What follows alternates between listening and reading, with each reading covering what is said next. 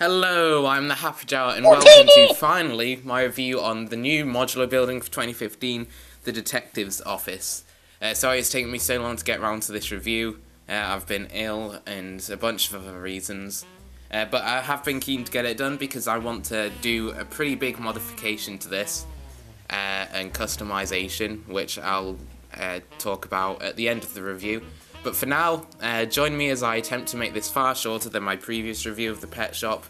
Take that as a subtle plug if you haven't seen it yet.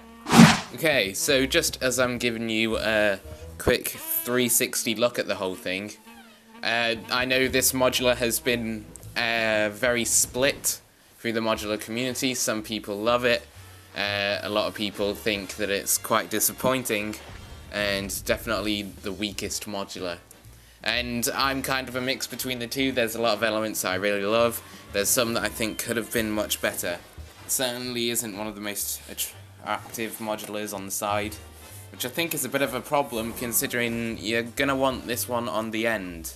Or at least, I think I would if I was gonna keep it like this, because this detective's office with the mason bricks really doesn't match any of the other modular buildings. I'm gonna talk a bit more about that at the end. I'm going to do a little discussion section, and I know you might be thinking I'm the least qualified person to lead us, and you are right, since I only own 2 modulars, but that also means that I'm not biased, so I will do a little discussion bit at the end. But for now, let's do some feature spotting and the stuff that I do really like and some stuff that I think could be better. I always like it when the modulars make an attempt to sort of decorate the pavement a bit. You've got this really nice newspaper stand mini build that has some newspapers in it.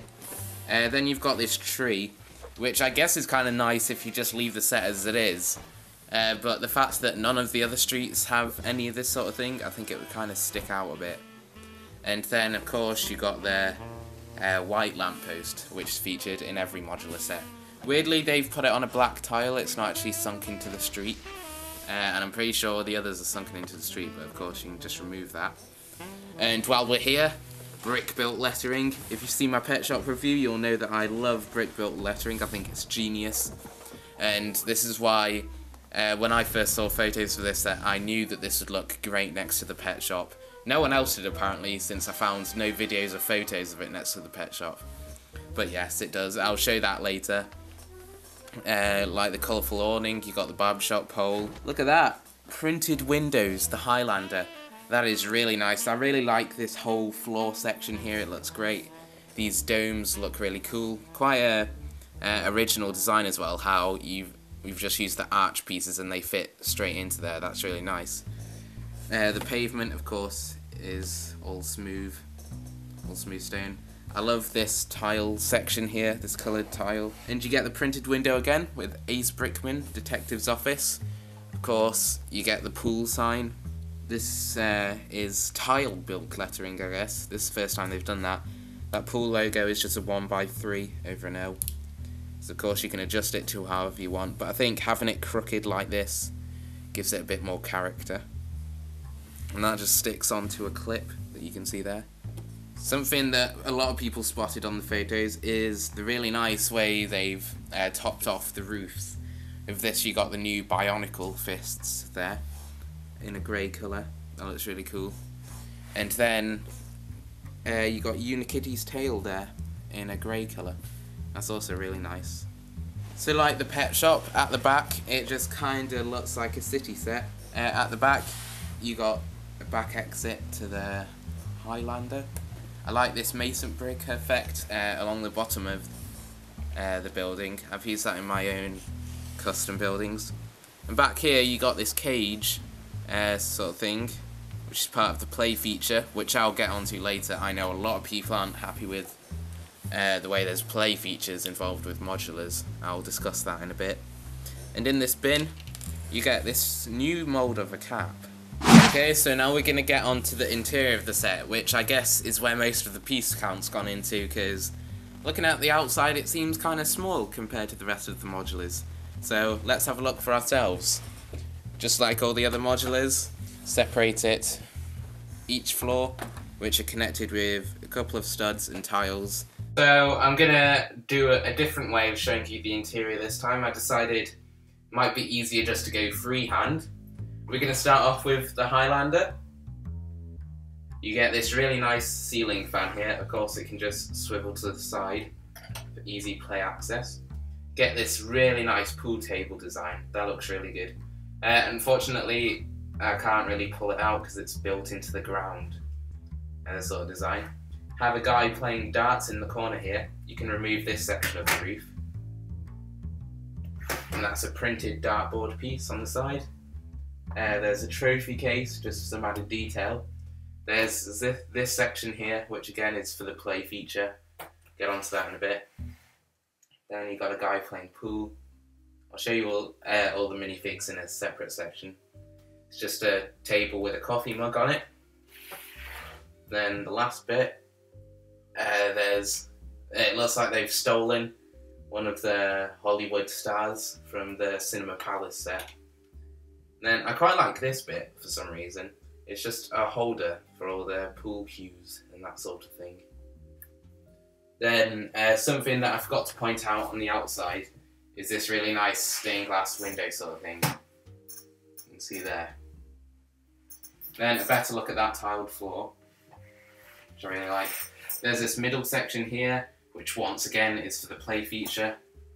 You remove this here. And under there is some barrels where they're smuggling candy, because this is set during the Prohibition days. And of course, they didn't really want to use alcohol. But that's it for the Highlander. Then here is the Barbershop, and it is really tight in here. It's going to be difficult to show you everything. There's a door there. Window. See the display. In here you get this brand new reflective piece, which you can sort of see there. There it is, reflecting my finger. And then you get these blooming great stairs just going straight through the barbershop. They're going to have to come up with a name for this, like the pet shop syndrome or something. They can fold out again. But this is even worse than the pet shop, because in the pet shop it was kind of a hidden separate section entering the stairs. Here, you got a blooming great hole in your wall. It must get pretty drafty here in the barbershop. But moving that out of the way, get this really nice little cabinet build. But unfortunately, you can't actually store stuff in, because once again, it's part of the play feature. Are you seeing a pattern forming here? You can see a little sink there, a little broom. There's a couple of hair pieces on display there, which of course you can actually put on your minifigure. And there's Al cutting a piece from his hair. And another look at that reflective tile piece. And here's the back of the brick built lettering. Now we're on to the first floor, or second floor if you're American. You get this nice little stairway area, which is very New York American. I'm going to start on this side first. This is above the barbershop. And it's a bit strange. This is a whole floor dedicated just to this little toilet cubicle. And it's a nice toilet cubicle, I guess. The toilet, it's an interesting design. You've got the pipe going up to the toilet box that's up here. There's the chain with the toilet roll just sticking on the floor. And then a tiny little sink there. And once again, Lego people have no regard for privacy because you can see right in. There's stairs that go up. That's where the stairs from the barbershop come up. And then the detective's office, which is really nice on the interior. Really well designed. It's exactly as a detective's office should look. But I still don't think it suits the modular series very well. There's a lot of stuff in here. You got a little fan there. There's this cabinet here. In this one and this one, there's the Lego letter, just like that one. This is the nice chair where the client will sit. It's nicer than the detective's chair, actually. His hat is on a stand, which is nice. I'm glad that it's not just floating around. I hate it when your Lego pieces just float around everywhere. Here's a safe. There's a suitcase in there, and there was a $100 bill. But it's not there anymore. It's a black suitcase. Here is the desk, which is just cluttered. I like how they've accomplished this effect. There's a cool printed wanted sign here. Of course, it's just the smiley-faced minifigure, which could be any figure in the modular series. It's a funny joke that they used in the Lego movie as well. And here there's a secret letter in the wall that's supposed to be from the lady in red, according to the video. And now on to the second floor, third floor if you're American. This only has an interior on the barbershop section. Just lift this roof off, like that. And it's the kitchen. This is where all the cookies and prohibited candy and all that is being made. It's where the baking's going down. A plate of cookies there. There's a bowl. It's a pretty basic kitchen as far as Lego kitchens go. You get the printed clock. In here there's a boiling pot, you can just see. Stove, oven, and some more drawers, and a rolling pin which is stuck to the wall. And nice windows again. Here's the top of the balcony where the lady in red is. Skylight into the detective's office, and this is a really cool element, and it's a water tower. But it's not just using the baskets or barrels like Lego usually use. It's all tiled around the side. And I was wondering how they did this from the photos. It's actually really cool if I can show you. What they did is use a technique that I didn't even know existed, and that's using the tank shreds. So these pieces here, you can actually put tiles onto them. Like those will hold the little pegs in there, and they just slot straight on. It's a really cool effect I didn't know existed, and I'll definitely use in my own future builds. From the back, the bionicle hands definitely aren't as attractive. You can see the way it's built and stuff. And then there's this cute little cat walking about. It looks like a very sassy cat. I don't know the position. It just looks very sassy to me. Very quickly, something I forgot to point out. On the first floor, there's this ladder here and a clip holding it. Release that clip and the ladder will fall down, so that a very tall minifigure can make his way up. Now on to the minifigs, starting off with Ace Brickman, the detective who has been sent in to withhold the prohibition going on from candy because minifigures are getting too wide, which is pretty funny if you ask me. It's quite cute and Lego-y. Comes with this magnifying glass, which as you can see actually works. And this minifigure just looks really cool to me. He reminds me a lot of Rex Banner, to any of the Simpsons fans out there. He's sent in to hold up Prohibition in Springfield, except they're actually using alcohol in that one. And because of obviously Simpsons Lego is a thing now, we might even get a Rex Banner in the future. But for now, we got this guy. It looks really cool. His suit isn't really era appropriate. I don't think it's the J. Jonah Jameson one, I believe. But it still looks really cool. I really like it. He comes with the Indiana Jones fedora and the hair, which I left inside the modular.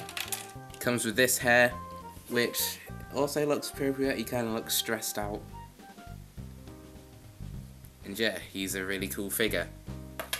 And now for someone who's supposed to be helping Ace uphold Prohibition, but obviously she's been imported from Lego City and so is useless. And instead of helping Ace, she's just getting her hair cut. There we go. They've used the standard security guard sort of torso, which I really like, but they've added the curved lines there to make her more female. And she comes with the new police hat, which I really like. Though I don't think she looks as good with the police hat on. It kind of looks a bit strange, like she's bald. Then we get Al himself, of Al's Barbershop. Comes with this really nice torso, which has been used in the modulars before, in the Palace Cinema. As you will know if you have the Palace Cinema, it only comes with one worker, so you can use this torso and have a second worker. But it's really nice. I think it originally came from a SpongeBob set, this. An ice cream man fish. And you get what I believe to be a brand new scissor mold. You get 3 of these in the set. And it works really nicely. It's in true Lego fashion, it's pretty oversized. But it's still cool. I like this figure a lot. Figure I like even more though is this one, who I keep referring to as the lady in red. That's just because that's what the designer refers to her as. She comes with this really nice torso, which is era appropriate to me. Looks nice. The same hair which was used on the lady in the pet shop. And I just really like this figure. I think she looks really cool. She looks like she suits the genre really nicely that they're going for with this set. So that's her. Of course, they all come with the classic minifigure face, which I love. People complain about it, saying that they want more variety. But I love these faces. Everyone in my custom city has this face, so I think it looks really cool. This is one of the fellas playing pool in the Highlander. He looks like the kind of rough guy who would be playing pool. The face like that, you don't want to bump into him in the streets. But maybe I'm misjudging him, because he's also pictured up in the bakery making the cakes and stuff. So he has a bit more of a feminine side to him as well, I guess. And probably my favourite figure is this guy in the blue jacket. I think this is a new torso. I really like it. Comes with the sleepy hair, which, as I said in my last video, is one of my favourite hair pieces, except it appears to be made out of the Chinese plastic, which is pretty disappointing.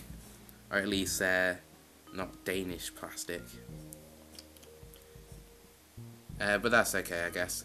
And he is also the one that Ace Brickman's looking for, because the hat belongs to him. Whoa, plot twist. It looks cool in the hat as well. Kind of looks like a delivery guy. But this is his big disguise, Superman-esque. Rex Banner can't recognise him if he changes his hair. And he's the big troublemaker. Okay, so I'm going to do a quick discussion, just talking about the things that people love about the set, things that people don't love.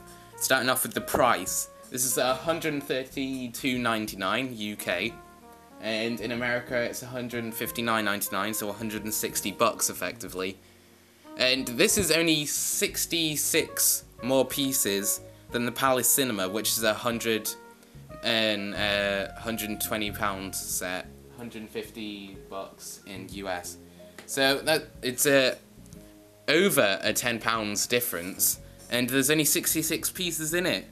This really doesn't look like a $132 set to me. In the Parisian restaurant, while it was on the smaller side, it did have a lot of pieces in the interior, and this kind of does, this section. But if I look at this, and then I bring in the pet shop, to me at least, the pet shop looks like it has more pieces in it. That looks more worthy of £132 price tag, $160, than this does. So I'm not sure where all the pieces go in this one. Maybe the mason bricks design, which is what I have a problem with this mason brick design. I don't think the detective's office suits the modular look. The barbershop, to me, that looks modular, but this doesn't, and it really, I don't think it suits being alongside the rest of the modular. Okay, so doing a comparison, this looks really good together, I think. I think Owls in the pet shop, just as I hoped, looks really nice together. Keeping in mind, I've removed the light grey from this, I've removed the curb. Just try and ignore that. But this looks good. This section, to me, looks like a modular. It's bright colours, it's not the most detailed, but it still looks nice. Whereas this, really, this section looks fine to me, even though it is a bar and it's kind of unusual, it's not all that colourful, it's quite dark. I think it still suits fine. The mason bricks is what I have a problem with. So if I bring in the townhouse here, it doesn't look too bad, but it still doesn't suit it to me. It doesn't look as good as that together, this compared to this. It looks like a Lego City Swamp set. This is used for detail when you can't use brick built detail, because it's more advanced. But imagine if the fire station, which was mostly brick built bricks like this, just used mason bricks. It wouldn't look anywhere near as good. So onto what I'm going to modify. I think I might remove the detective's office and just have that as its own separate building on the end of a street somewhere. And instead replace all the mason bricks with this same beige colour.